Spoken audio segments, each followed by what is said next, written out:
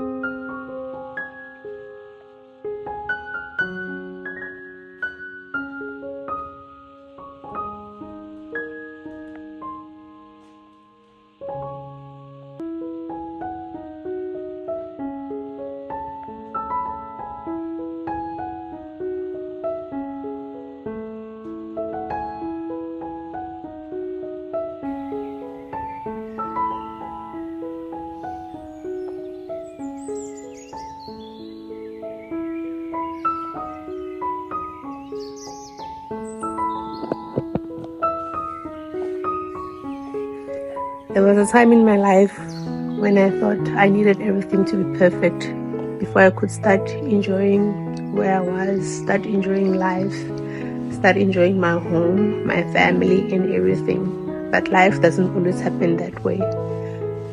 Sometimes we just have to start with whatever we have, irrespective of whether it's small or big.